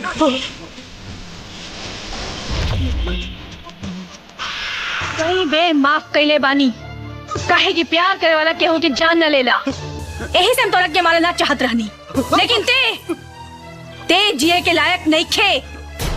आज तो हर मौत तय बा। तुम्हारा एकदम गलती ना हुई, माफ करता हमरा के।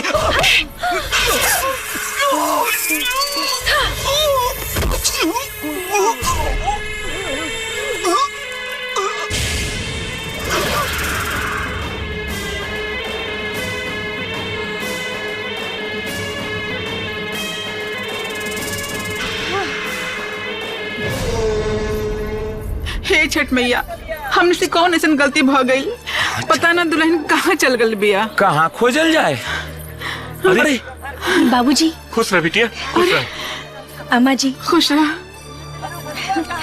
ए बेटी, अरे तू कहाँ चल गई रहलू ह? कब से तोहर जोहाई होता? कितना मन घबरात रहल ह। तू कहाँ गायब हो गलू? हम पुण्य के काम करत रहनी है। तब ठीक बा। ए उठाओ उठाओ सामान उठाओ। चलो चलो चलो उठाओ सामान। हाँ चलो शिवम लाओ, उठाओ मामा सामान उठाओ। हाँ हम हाँ ठीक बा। हाइला हाइला हाइला। चलो ठीक बा, चलो। हमारा छोटका मालिक चोर के चल गए रे बाप रे बाप। गे माही गे माही। ऐसा तो चुप, बंद कर अपन कुत्ता जैसे रोल, बंद कर।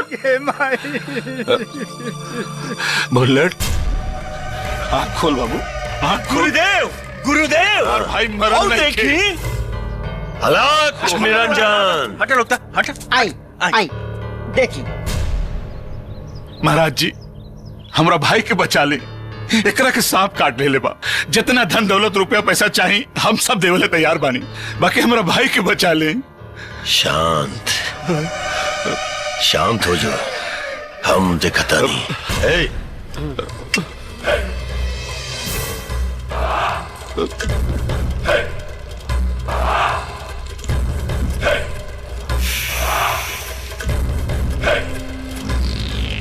तो एक छाधारी नागिन के काटल बा। महाराज जी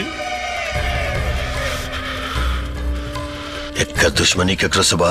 महाराज जी, सांप के दुश्मनी से काल लेवे देवे के बाद। चुप रह मूर्ख, जितना पूछे तानियों का जवाब दे, तभी एक इलाज कर पाए हम। महाराज, इनका दुश्मन खुद इनका बहनोई बाड़े, नाम है प्रताप सिंह। गांव के नाम बताओ। विश्रामपुर, यहाँ से 4 गांव बाद बा। महाराज जी हमार भाई बच जाए नु।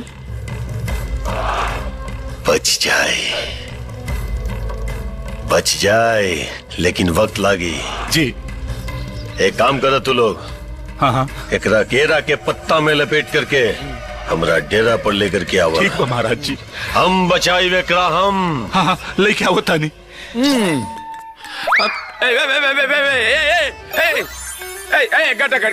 गटा गइल जा। आई हो दादा। हे भगवान अब तू ही बचाई हा। हो गइल सत्यानाश। पी गइला ना दारू। ए मामा कार चिंता मत करा, छठ बीत गइल बा। अरे हमरा खातिर छठ बीतल रहे, तोरा खातिर ना। आई दुल्हन के मालूम चल जाई तो हमरा दीदी या जीजा के सामने बुला के नचनिया जैसे नचई है। ए मामा हाँ तू ढकेल के सूता। आज गाय भी हम ही गाओ, नाचब भी हम ही नाच ले, आ बजाए भी हम ही। ए नचबे गए उ तो ठीक बा, बजेबे कौन चीज? चला खुदे देख लो। हाँ चल चल चल के देख। बैठा का भइल? भगना के रूम में जइब। ना ना ना रे भगना ना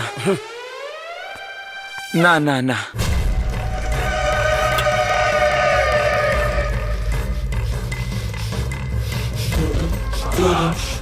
हलाक निरंजन, हलाक निरंजन।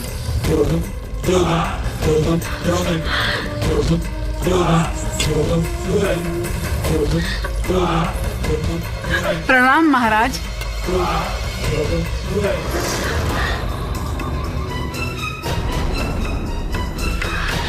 ई पाखंडी अभी ले जिंदा बा? ये कैसे हो सकेला? अरे ऐसे का देखा तानी महाराज? ई घर परिवार पे फैल रहल महामारी के। महामारी?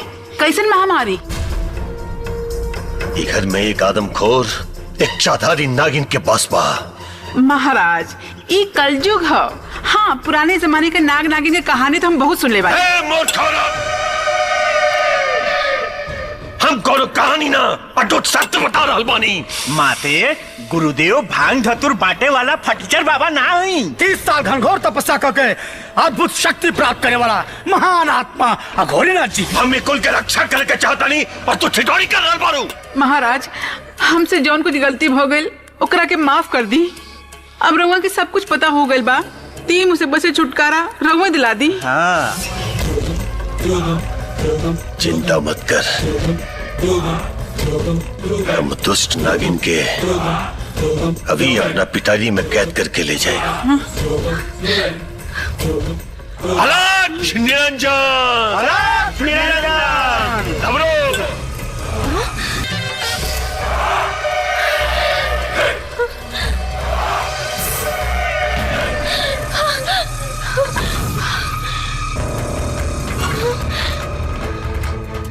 वह शरीर, वह शक्ल सूरत, नाग के पुनर्जन्म, लेकिन ये बात के छुपा के रखे के पड़ी। सुने ना सब का हो रहा बा? सुनी जी ये बाबा अघोरीनाथ बाड़न। बाबा ये हमार पति और ये हमार बेटा और वो हमार भाई। जी प्रणाम।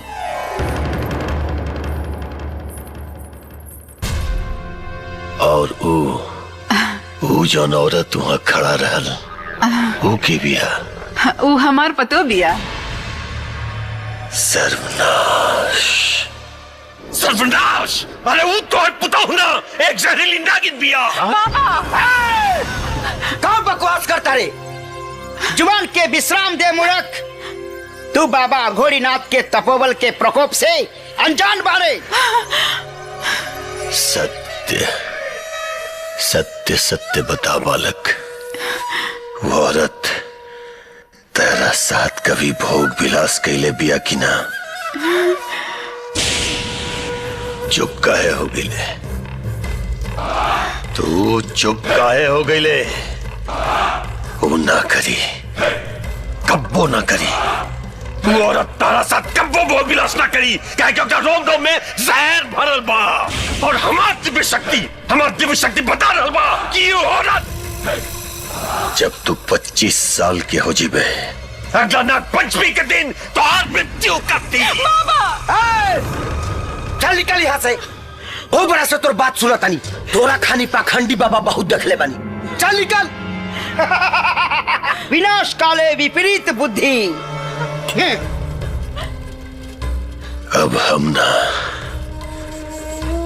ना तू सब हमरा पास ही पे माई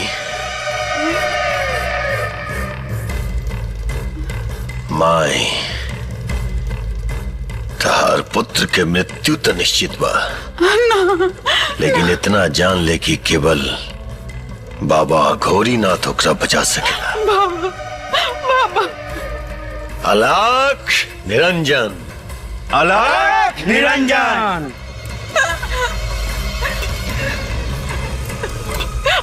भाई दुनिया कहां से कहां चल गई, अब तू ये पखंडियन के फेरा में पड़ल बड़ू।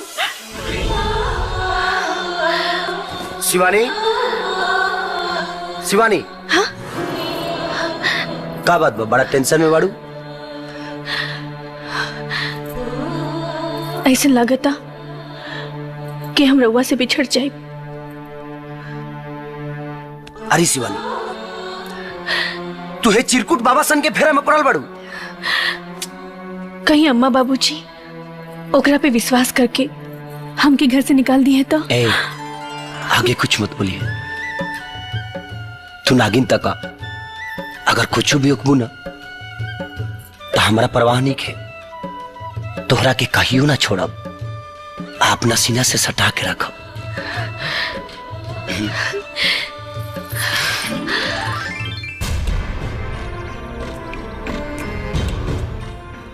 महाराज जी देखी ना बुलेट के बदन एकदम नीला पड़ चुकल बा। जल्दी से उपचार शुरू करी, जल्दी से उपचार शुरू करी महाराज। तोहरा भाई के ठीक होवे में अब ही थोड़ा समय और लागी। प्रताप और ओकर पुत्र यदि हमार गुरुजी के राह में रोड़ा न बनल रहित तो आज तोहार भाई ठीक हो गए रहतन। महाराज हमार खोपड़ी मत खसकावा। प्रताप सिंह हमार दुश्मन है, हमार तो ना समझ मत बन। वो प्रताप के पुतो इच्छाधारी नागिन बिया। हाँ? और वह तोर भाई के डसले बिया। हाँ, सगरी माजरा समझ में आ गए भाई जी। शिवानी इच्छाधारी नागिन हिया, यही से ससुरी इतना ताकतवर बिया। ए काली, हम अपना भाई के बचावेला दुनिया के कोनो ताकत से लड़ सकीला। महाराज जी रहुआ अपन पूजा पाठ शुरू करी। हम अब ही जाके ओकरा छोटा पकड़ के घसीट के लिए आवतानी। अपन क्रोध के ज्वाला के शांत कर मूर्ख, शांत कर। तू ओकरा और ओकर परिवार के अगर जरा भी आघात पहुंचाए ना, सर्वनाश कर दी। तू सबके सर्वनाश कर दी। वो इच्छाधारी नागिन के केवल लखोरी बाबा अपन वश में कर सकेले और करब। और वह तोर भाई के जिंदा करी। अरे वो तो है पुता हुरा, एक जहरीली नागिन बिया।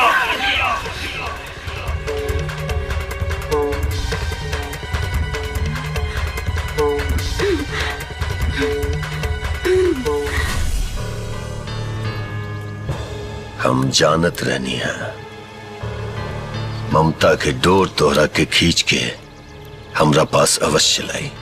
हमार ममता तोहार पाखंड के मोहताज नहीं थे डोंगी बाबा। ओ बहुरूपनी तोहार मति भ्रष्ट कर दे लिविया, जे तू एक माई से कसाई बन गल बाड़ो। हमारा पे जितना लांछन लगावे के हो ना लगा ला, हम सब बर्दाश्त कर ले।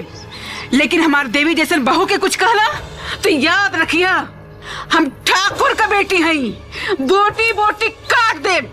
ये है बतावे आ रही की मत दे बाबा घोड़ीनाथ के। तू हमरा ताकत से अभी ले अनजान बाड़ी।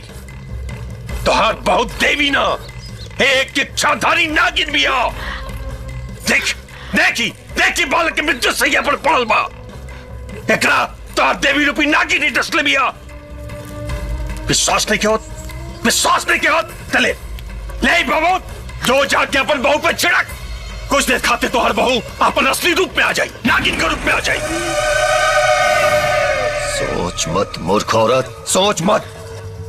काल नाग पंचमी बा। अगर आज हम तोहार बहू के कैद ना कहनी ना तो काल तारा बेटा के हमका अरे भगवानों नहीं खे बचा सका। जाओ। थोड़े छरहर पातर मोट थोड़ी थोर बड़ा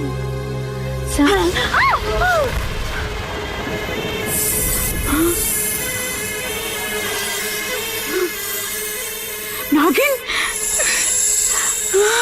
नागिन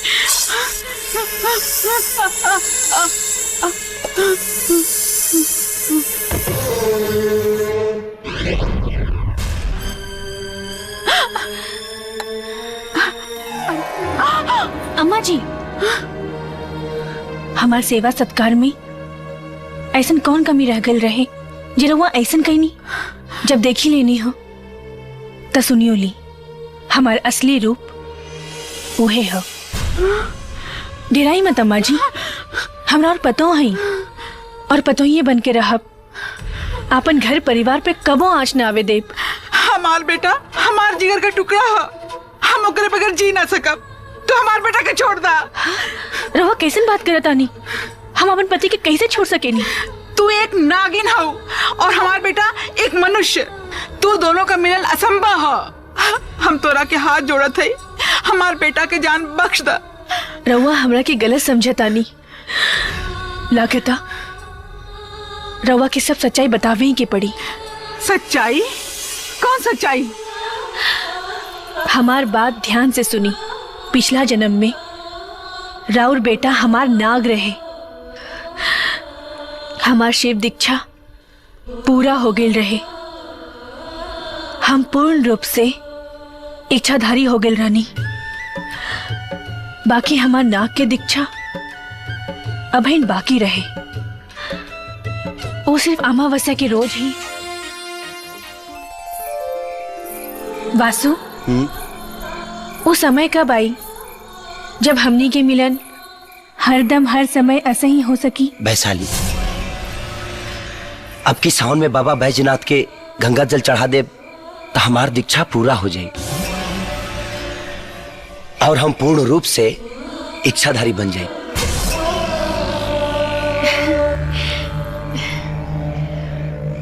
वासु, हमके हर वासु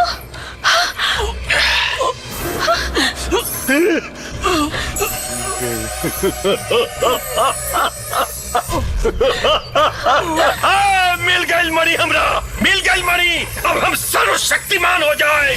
वैशाली, मणि छीन ले दुष्ट से। गबरू, एकरा मणि मिल जाए तो तबाही मचा दे। घोड़ी ना दुष्ट नागिन, मणि वापस कर दे हमरा, मणि वापस कर दे। ना तक जवन गति नाग के खेले वाली ना, उससे भी भयानक मौत देवता दो, भयानक मौत। स्वयं के भगवान मत समझ नीच पापी। न तो ऐसा दुर्गति करब कि मौत लाता रसबे और सारी जिंदगी तो हर करेजा कापत रही। वासु!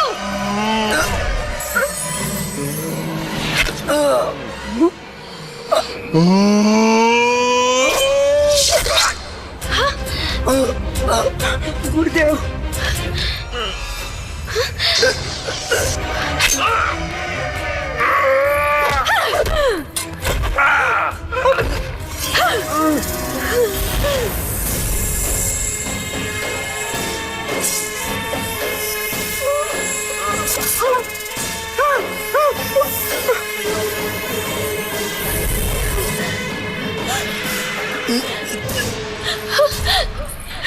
वासु!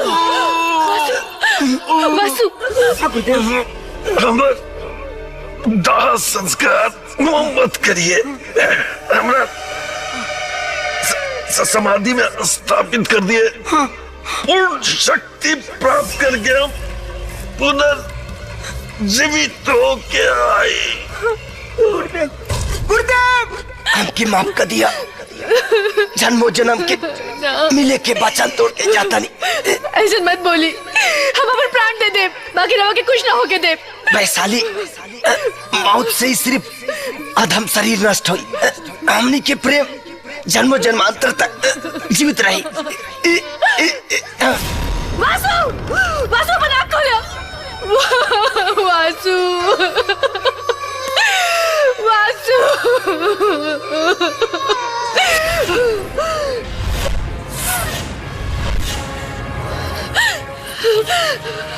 सुनिए भोलेनाथ, आज रउआ के भी आपन शक्ति के परीक्षा देवे के पड़ी। जब हमार जीवन साथी जीवित ना रही तो हम जी के का करब। आज रउआ के वासु के जीवित करे के पड़ी, ना तो हम यही जा अपन सर पटक के अपन जान दे दे।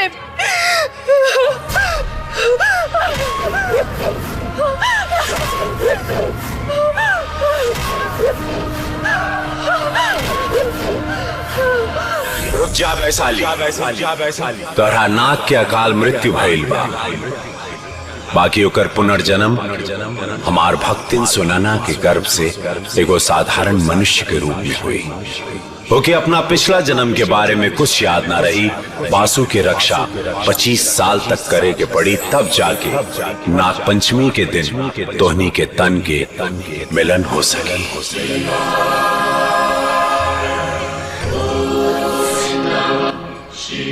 25 साल तक का 2500 साल तक भी अपन प्यार के रक्षा करेला तैयार बानी प्रभु।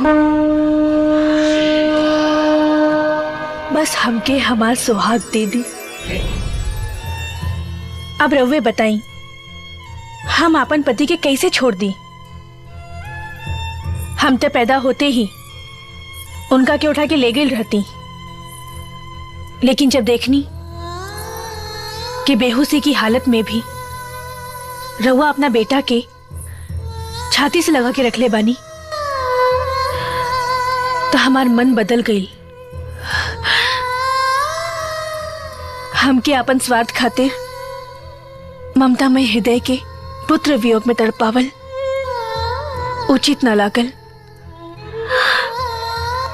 वही दिन हम सोचनी कि राउर ममता के आचर के अपन सर के पल्लू बना के राउर पतोह बनब। ऐसे रउआ अपना बेटा के प्यार पाके खुश रहब और हम आपन पति के पाके खुश रहब।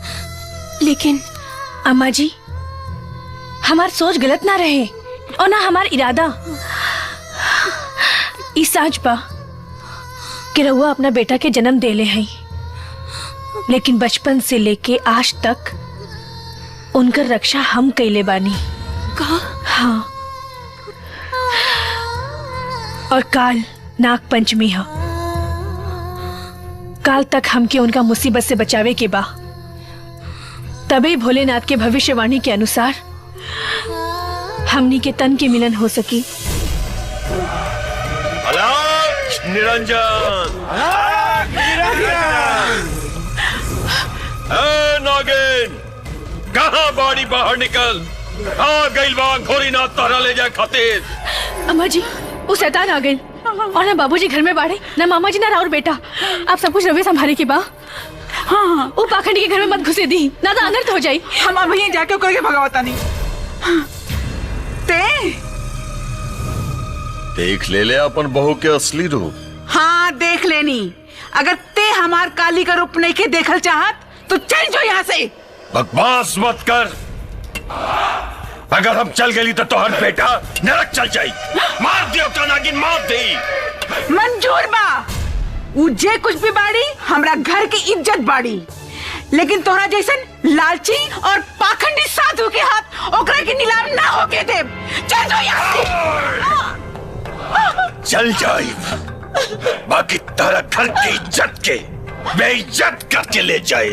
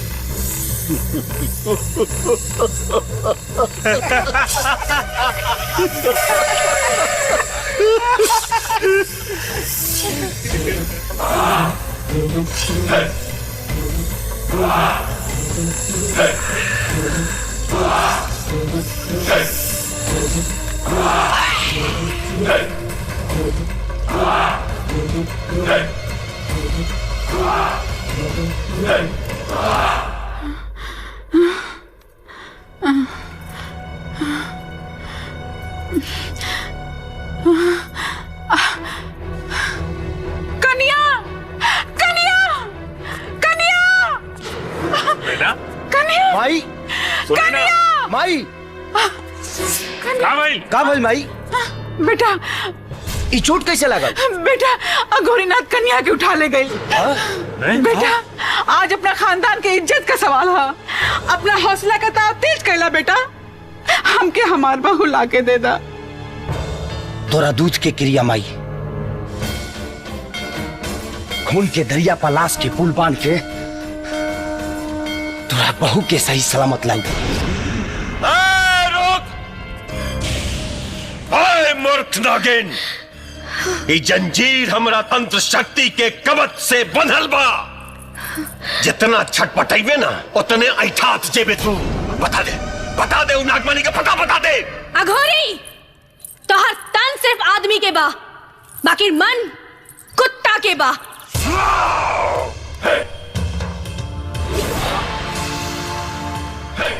ना तो अपन मौत के पता ना पूछते। ऐसे न मन मेरे नागिन।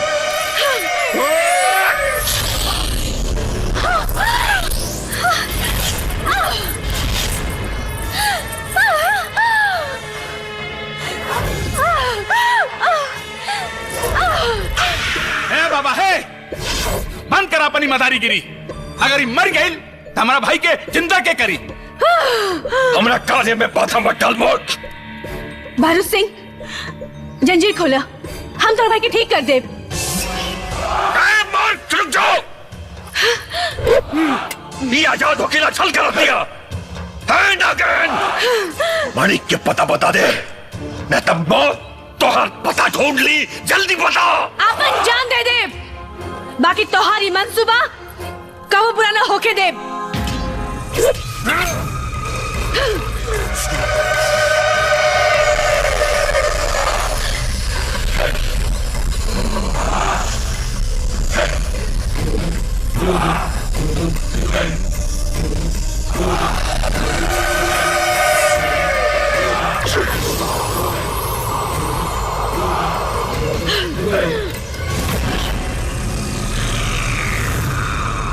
नागिन, हमार संपूर्ण तांत्रिक शक्ति इस त्रिशूल में समाहित हो गई बा।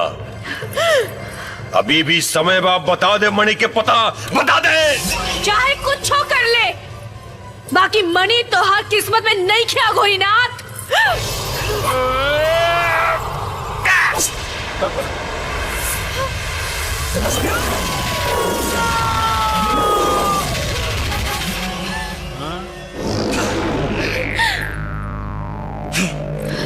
साधु हो के औरत परवार पैखाना में पैदा भई रहले किरांडी खाना में रे। गलती कर दे ले तू। हमार जन्म पूछ के आपन मरण तय कर दे ले तू।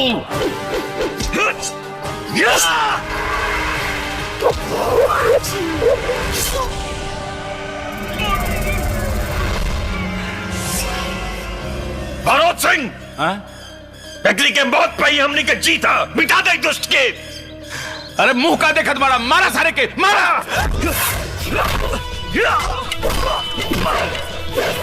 अरे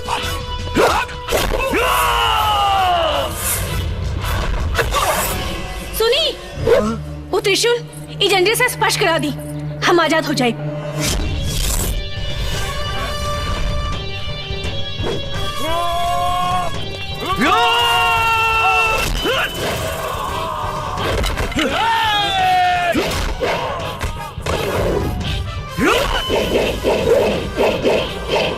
रुक दुष्ट।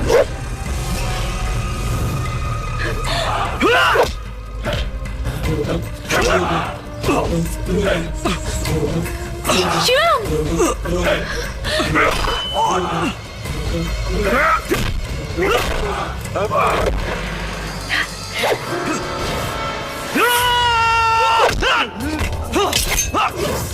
ए बारू सिंह, अरे रोक देखना, रोक देखना। अगर इन्हें गिनिया आजाद हो गई ना तो क्या हो गया ना छोड़ी। घेर ला सारे के, घेर ला।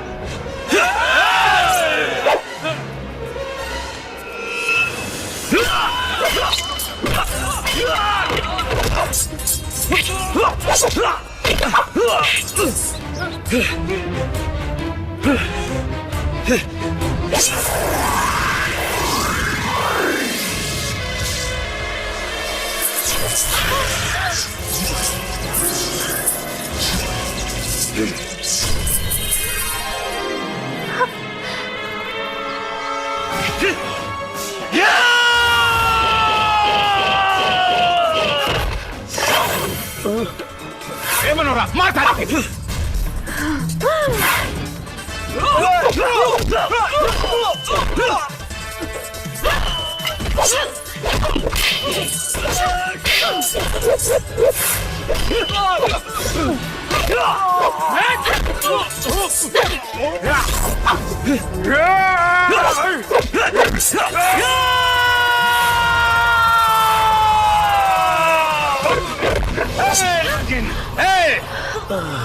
अब जल्दी से हमारा भाई के ठीक कर, ना हम तो जान ले ले।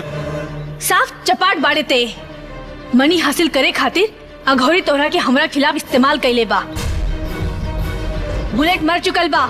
ई ना हो सकेला। और मरल आदमी कबो जिंदा ना होला।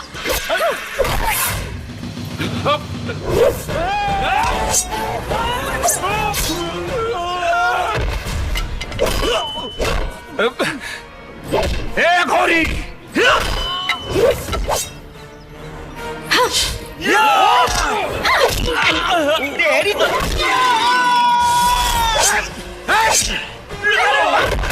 तू हमारा जज्बात से खिलवाड़ कैले, हम तोरा का जान से मार दे।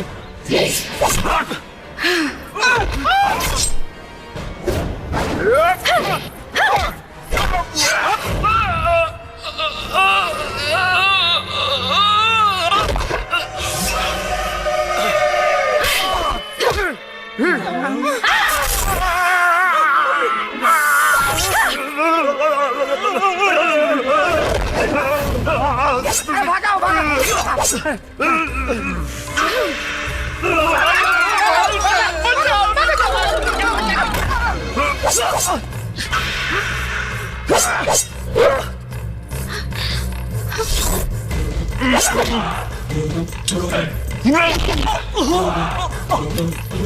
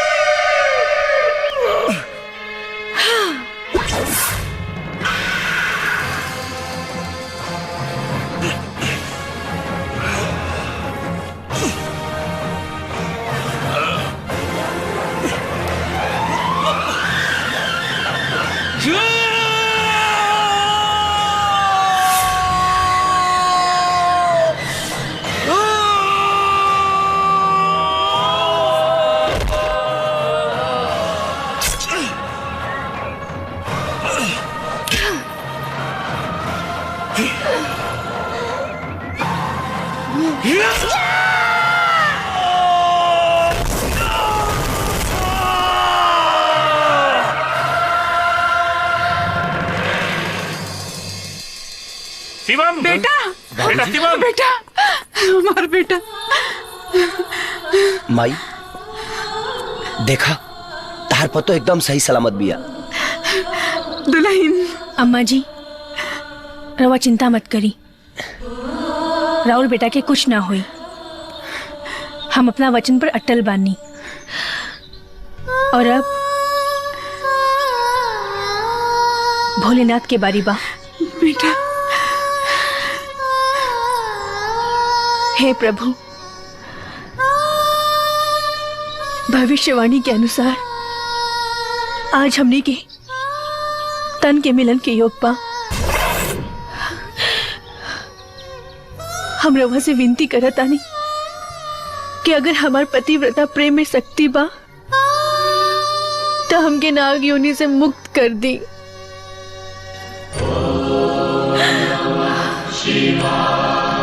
ओम नमः शिवाय।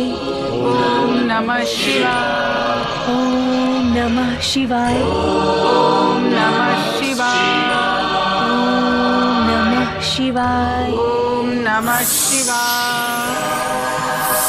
ओम नमः शिवाय। ओम नमः शिवाय। ओम नमः शिवाय। ओम नमः शिवाय। शिवानी अरे अरे अरे ई का करतानी जी? जोखा तानी कि नागिन निकलना के बाद वजन सही बा कि घटल बा। का हो भाई लोग, तू लासही मेहरारू देख के शादी करियो कि 4 दिन ना आइयो खई त गांव के लोग के पते ना चली कि मेहरारू खइले बिया कि भूखल बिया। का हो मामा? हां राजा अरे जीजा अरे चुप जीजा।